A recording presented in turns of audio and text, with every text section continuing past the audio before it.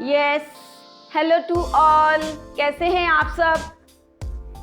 Hope for the best and will be come on the main and important topic is aggregate supply. Yes, आपने पिछली class में, जैसा कि आपने पिछली क्लास में पढ़ा था aggregate of demand. Aggregate of demand में जो हमने करा था वो करा था willingness of buyer. Willingness of buyer means to say 4 sector of an economy के अंदर आपका टोटल एक्सपेंडिचर क्या था. आपने जब एग्रीगेट ऑफ डिमांड को पढ़ा था, एग्रीगेट ऑफ डिमांड के अंदर क्या टॉपिक था मेन, कि फाइनल गुड्स एंड सर्विसेज होंगी, आपका firm, house hold and government and rest of the world, यानी कि 4 सेक्टर्स होंगे. थर्ड वन इज आपका एक्सपेंडिचर होगा एंड फोर्थ वन इज आपका गिवन पीरियड ऑफ टाइम होगा. क्लियर है? वो था आपका एग्रीगेट ऑफ डिमांड. और आज का जो मेन टॉपिक है वो है aggregate of supply. Aggregate of supply के क्वेश्चन पे, उसकी एक्सप्लेनेशन पे आने से पहले मैं थोड़ा सा ये बताना चाहूंगी कि एग्रीगेट ऑफ सप्लाई क्या होता है. इकोनॉमी के अंदर 2 फ्लो चलते हैं. क्लियर है? एक तरफ इनफ्लो और दूसरी तरफ आउटफ्लो. इनफ्लो का मतलब ये होता है कि जब हम डिमांड को जनरेट करते हैं, यानी कि हम अपनी डिमांड रखते हैं, मीन्स टू से कंज्यूमर अपनी प्रेफरेंस को रखता है कि उसे क्या कंज्यूम करना है, क्या बाय करना है. क्लियर है? आउटफ्लो क्या होता है, जब आप उस चीज को, उसकी विलिंगनेस को कंप्लीट करने के लिए रेडी होते हो. क्लियर है? यानी कि एक तरफ आप डिमांड करते हो और दूसरी तरफ आपकी डिमांड को हम कंप्लीट करते हैं, दैट इज कॉल्ड सप्लाई. समझ में आ रहा है? यानी कि एक तरफ डी और एक तरफ एस. जब डी माने डिमांड और एस माने सप्लाई होगा तो बोथ आर इक्वल. क्लियर? आप खुद एक कंज्यूमर हैं, आपकी डेली रूटीन लाइफ की बहुत सी नीड्स होती हैं, आप उनको पूरा करना चाहते हैं, तो आप क्या करेंगे, आप अपनी willingness to buy, willingness to preference, आपकी विलिंगनेस टू परचेज जो भी होगी, उसको कंप्लीट करने के लिए एक चेन, एक प्लेटफॉर्म की नीड पड़ती है जिसको बोलते हैं सप्लाई. और उस सप्लाई को पूरा कौन करता है? सप्लायर, या यूं कह लीजिए उसको पूरा करता है प्रोड्यूसर. अब जो मेन टॉपिक है, बात सप्लाई की हो रही है. सप्लाई से पहले थोड़ा सा डिमांड के बारे में बताना इसलिए ज़रूरी है क्योंकि सप्लाई जो है टोटली डिपेंड ही किस पे करती है? डी पे. आप एक छोटा सा एक एग्जांपल लीजिए. सपोज टू एक कंज्यूमर है और उसको 1000 यूनिट्स ऑफ प्रोडक्ट की नीड है. अब ये तो उसकी डिमांड है. क्लियर है? ये ज़रूरी तो नहीं कि उसकी सप्लाई पूरी हो. उसको 1000 यूनिट्स जो चाहिए वो अगर उसको मिल ही ना पाए तो वो क्या करेगा? तो हम ये नहीं कह सकते कि supply can be achieved in any manner. No, demand can not be zero but supply can be zero. Means to say आप क्या हैं? आप कंज्यूमर हैं. आप बिना खाए नहीं रह सकते, बिना पहने नहीं रह सकते. आपको अपनी रूटीन लाइफ की नीड को पूरा करने के लिए डेली कुछ ना कुछ डिमांड करनी है. ठीक है? जब आपको डिमांड करनी है तो आपको सप्लाई भी चाहिए, बट सप्लाई ज़रूरी नहीं है क्योंकि सप्लाई किसके काम से होगी? प्रोड्यूसर करेगा. ठीक है? अब उसको प्रोड्यूसर जब करेगा तो ज़रूरी नहीं कि वो आपकी पूरी डिमांड करे. क्लियर ना? स्कैर्सिटी ऑफ इकोनॉमी आपने पढ़ा हुआ है. तो supply can be zero but demand can not be zero because of you are the human being. Second thing, अब इसी टॉपिक को समझाते हुए कि डिमांड और सप्लाई, डिमांड थी वो इंडिविजुअल की और सप्लाई भी पूरी हो रही थी इंडिविजुअल पर्सन की. बट जो आज हम बात कर रहे हैं वो हम बात कर रहे हैं एग्रीगेट ऑफ सप्लाई की. क्लियर है? आप जब किसी टॉपिक को समझते हैं तो उस टॉपिक की इंट्रो आपको जरूर पता होनी चाहिए. अदरवाइज क्या होता है कि आप उस कॉन्सेप्ट को प्रैक्टिकली अच्छे से नहीं कर पाते बिकॉज आपके पास उसके फैक्ट्स नहीं होते. जब तक फैक्ट नहीं होगा आप फाइंड आउट नहीं कर सकते. कहा जाता है ना, fact make a find of the solution. अब क्या बोलते हैं? एग्रीगेट ऑफ सप्लाई आपने करना है, तो ये तो सप्लाई था. तो एग्रीगेट ऑफ सप्लाई क्या हुआ? सप्लाई कौन करेगा? प्रोड्यूसर करेगा. एक चीज हमेशा माइंड में रखिएगा, आपने मैक्रो इकोनॉमिक्स पढ़ी है. मैक्रो इकोनॉमिक्स के अंदर जो आपकी स्टार्टिंग है, जो आपका सर्कुलर फ्लो है, वो सप्लाई से ही शुरू होता है. मीन्स टू से उसको जो करता है वो प्रोड्यूसर करता है। प्रोड्यूसर मीन्स टू से प्रोडक्शन। प्रोडक्शन मीन्स टू से जनरेशन ऑफ इनकम, यानी कि जब तक प्रोड्यूसर नहीं होगा कंज्यूमर की वांट्स कंप्लीट नहीं होंगी। तो एग्रीगेट ऑफ सप्लाई क्या होगा? एग्रीगेट ऑफ सप्लाई में पहले कौन होगा? प्रोड्यूसर।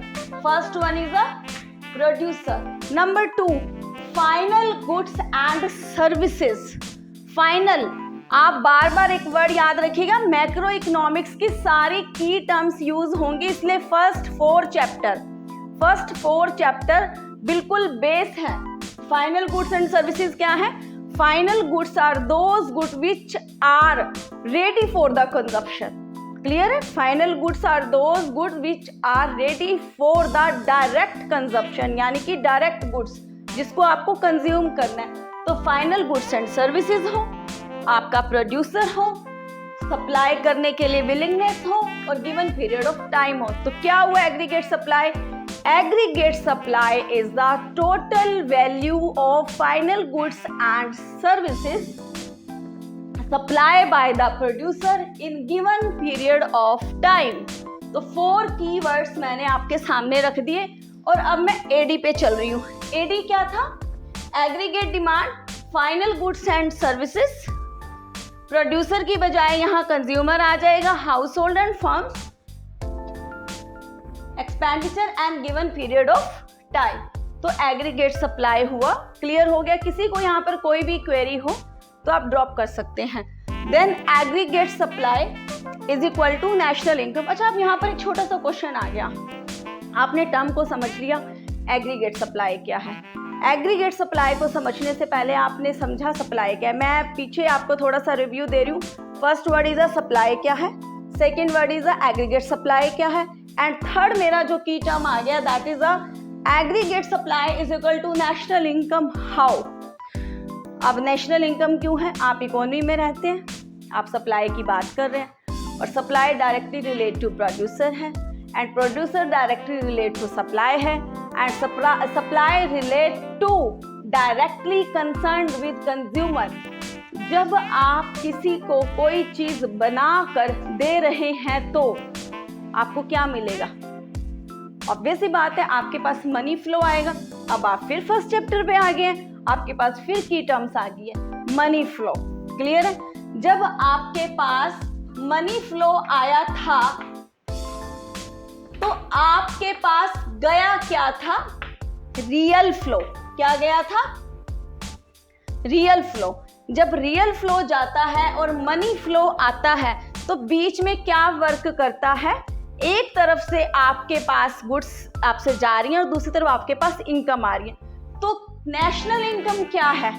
इकोनॉमी का ऐसा फंड, ऐसी इनकम जिसको आप जनरेट कर रहे हैं through the generation of income is called circular flow. ठीक है? तो aggregate supply is equal to national income. अभी क्वेश्चन कंप्लीट नहीं हुआ। अब मेरा मेन टॉपिक आता है कि एग्रीगेट सप्लाई क्या हो गया? Total value of output is distributed to, total value of output is distributed to किसे? हाउस। कैसे? First one is a rent, second one is a wages and third one is a interest and fourth one is a profit. इसे note down किया है तो मैं ये छोटा सा चार्ट आपको जरूर बताना चाहूंगी कि is the total value of output distributed two factor of production. जब भी आप सप्लायर बनते हैं, जब भी आप प्रोड्यूसर बनते हैं, आप कोई भी चीज प्रोड्यूस करते हैं तो आपके पास 4 फैक्टर्स ऑफ प्रोडक्शन होने चाहिए। First one is a land, labour, capital and entrepreneur. ठीक है? ये आप समझ जाइए, एंटरप्रेन्योर। अब क्लियर करिए, आप एग्रीगेट सप्लाई पर आ गए। Aggregate supply is the distributive part of national income. आप डिस्ट्रीब्यूट कर रहे हैं। जो लैंड फैक्टर होगा उसको आप क्या देंगे? Rent.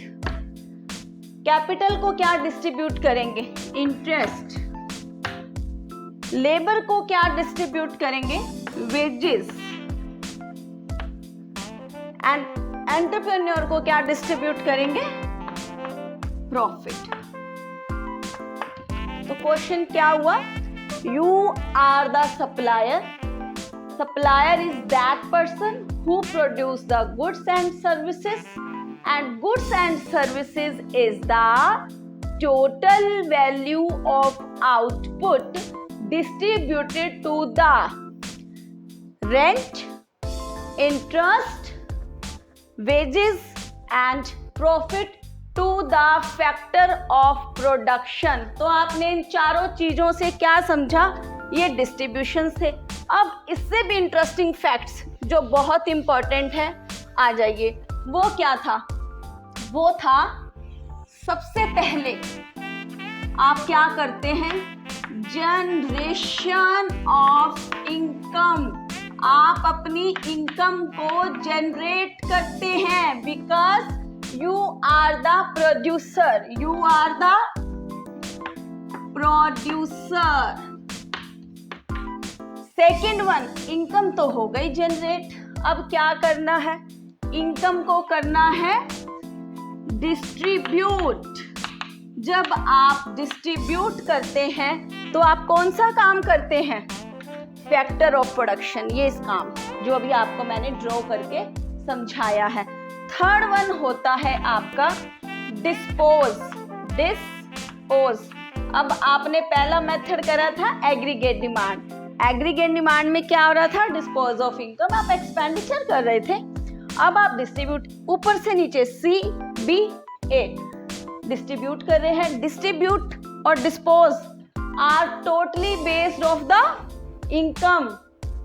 Distribution and disposition totally based on the income, so we can say that y is equal to as is equal to c plus I.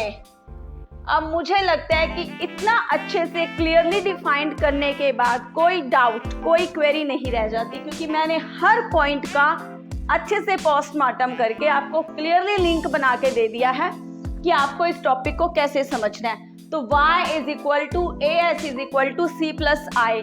y क्यों सब होता है? Because of generation of income. क्यों distribution होता है? क्यों dispose? इसीलिए अभी बता रही हूँ, जिन बच्चों ने मैक्रो इकोनॉमिक्स की इंट्रोडक्शन को नहीं समझा वो जल्दी से मेरी क्लास ज्वाइन कर लें और अपनी डाउट क्वेरी ड्रॉप बॉक्स में डाल दें, ताकि मैं उनके लिए एक अलग से लेक्चर दोबारा प्रिपेयर कर सकूं। क्लियर है? अब बात आती है कि मुझे as is equal to C plus I, इसको मैं through the practical tabular presentation and graphic presentation, दोनों ही मेथड से मैं अच्छे से समझाऊंगी। उससे पहले मैं फटाफट फिर ब्रीफिंग कर देती हूँ। आज का मेरा टॉपिक था एग्रीगेट सप्लाई। एग्रीगेट सप्लाई के अंदर क्या था? Aggregate supply is the total value of final goods and services, ठीक है, supply by the producer in given period of time. ये सिर्फ छोटा सा मीनिंग था। AS is the total supply, AS is the national income of an economy, AS is equal to C plus S, AS is equal to C plus S, मैंने I लिख दिया था C plus S, and AS is equal to Y, Y is equal to national income. How can you say that aggregate supply is a national income? Because of this, ठीक है? And how can you say that aggregate supply is the another name of distribution part of income? How can you say that distribution? Because of aggregate supply is the total output value is distributed to the factor of production like rent, interest, wages and profit. अब हम बात करते हैं aggregate supply की practical के through इसको कैसे करना है। तो प्लीज ये इसका लास्ट टॉपिक है और आज हमारा ये टॉपिक जो है पूरा कवर हो जाएगा। उससे पहले हमने एग्रीगेट डिमांड किया था, किसी को भी कोई क्वेरी हो तो वो छोड़ सकता है, मतलब ड्रॉप कर सकता है कमेंट बॉक्स में। एग्रीगेट सप्लाई, सबसे पहले क्या आ गया? इनकम, देन आ गया सी, C मैंने कंजप्शन, देन आ गया S मैंने सेविंग, S मैंने सेविंग, देन आ जाएगा आपका AS क्या होगा? C plus S। क्लियर है? यहाँ पे किसी को कोई भी क्वेरी हो, किसी को कोई भी डाउट हो तो please ask me. y is equal to, y की वैल्यू आ जाएंगी 0, 100, 200, 300, 400, 500 एंड 600। C में क्या आएगा? C में आपका आ जाएगा सबसे पहले, सपोज टू आपकी कंजप्शन कितनी है? 40, फिर है आपकी 120, देन है आपकी 200, देन आपकी 280, देन आपकी आ जाएगी 360 के बाद 440 एंड ये मैंने 80 के गैप पे लिए। ध्यान रखिएगा, आप में से क्वेश्चन पूछ सकते हैं आपने ये टेबल क्यों ली। हमेशा ध्यान रखिएगा हर एक फिगर को लेने के पीछे उसकी प्रॉपर्टी वर्क करती है। Property states that consumption is always in increasing order because of the, जैसे जैसे आपकी इनकम बढ़ेगी कंजप्शन भी बढ़ेगी। आप कंजप्शन को कभी भी जीरो नहीं कर सकते। आप खुद सोचिए कि आप पूरा दिन भूखे रह सकते हैं, बिना क्लोथिंग, बिना शेल्टर, बिना फूड आप रह सकते हैं, तो consumption can not be zero. Clear है? इवन आपकी इनकम जीरो हो सकती है, कंजप्शन कभी भी जीरो नहीं होगी। क्लियर है? दूसरा है आपका सेविंग। अब एक चीज बताइए, जब आपके पास कमाई जीरो हो और आप उसमें से खा 40 रहे हैं, कंज्यूम 40 कर रहे हैं, तो आपकी सेविंग क्या निकलेगी? सोचिए। अब इसके पीछे भी मैं लॉजिक बता देती हूँ ये कैसे वर्क करता है। अभी हमने 3 स्टेज करी थी। पहली स्टेज क्या थी? पहली स्टेज थी प्रोडक्शन, दूसरी थी डिस्ट्रीब्यूशन और तीसरी थी डिस्पोज। अगर मैं प्रोडक्शन को निकालूंगी, इन दोनों को प्लस कर दूं, इसे निकालना है तो इसमें से इसको माइनस कर दूं, डिस्ट्रीब्यूट को निकालना है तो प्रोडक्शन में से डिस्पोज माइनस कर दूं। ये तीनों ही नाम इनके हैं, तो साइंटिफिकली नाम चेंज हो जाते हैं। कॉन्सेप्ट क्लियर अपने माइंड में रखिए कि मैक्रो इज टोटली 3 टर्म पे काम करती है पूरी macro economics, generation of income पे, डिस्ट्रीब्यूशन ऑफ इनकम पे एंड डिस्पोज ऑफ इनकम पे। ये तीनों ही आगे चल के आपके मेथड बन गए थे, income method, value added method, expenditure method. ये तीनों ही जाकर फिर एग्रीगेट ऑफ फैक्ट्स में आ गए, एडी और एएस अप्रोच में। तो अब सेविंग निकालनी है तो ये कितना आ गया? -40। यहाँ पर कितना आ गया? -20। यहाँ पर आप जीरो पे हैं, आप 200 ही कमा रहे हैं और 200 ही कंज्यूम करने हैं, तो कैन बी जीरो ना। फिर यहाँ पर आ गया आपका 20, यहाँ पर आ गया आपका 60, हाँ 40, देन यहाँ पर आ गया आपका, आई थिंक यहाँ आ जाएगा आपका हाँ 80 समथिंग। तो ये क्या है? ये आपका नेगेटिव है, ये आपका जीरो है और ये आपका पॉजिटिव है। इसका मतलब समझिए, इस टेबल का मतलब क्या है कि यहाँ पर आप दिस सेविंग, आपका कुछ भी सेव नहीं था। अब इसी को मैं ग्राफ पे भी दिखाऊंगी शेडेड एरिया के थ्रू, वो अगली क्लास में होगा। अभी आपको टेबल को अंडरस्टैंड करना है। इनकम 0 to 600 ली है, कंजप्शन 40 के गैप पे ली है एंड सेविंग आपका क्या है? Income minus consumption. जब जितना आप कमा रहे हैं उसमें से जितना आप कंज्यूम कर रहे हैं, तो देन आपका सरप्लस पार्ट क्या होगा? सेविंग होगा। लेकिन सेविंग आपकी फर्स्ट 0 to 100 में नेगेटिव है, इसका मतलब आप कुछ भी सेव नहीं कर रहे हैं, आप टोटली बर्डन में हैं।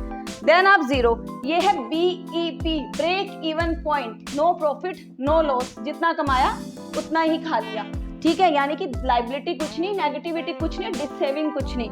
देन आपका इंक्रीजिंग हो रहा है, मतलब यहाँ पर आपका थोड़ा बहुत सेव हो रहा है। जितना कमा रहे हो उसमें से 300 कमा रहे हो, 280 खा रहे हो तो 20 बचा रहे हो। 400 कमा रहे हो, 360 खा रहे हो तो आप उसके बाद 40 बचा रहे हो। टेबल क्लियर है, आपको एडी क्लियर है, आपको एएस क्लियर है। इसके बावजूद भी अगर आपका कोई भी डाउट होता है तो हम नेक्स्ट क्लास में उस डाउट को लेते हैं। तब तक के लिए bye and all the best.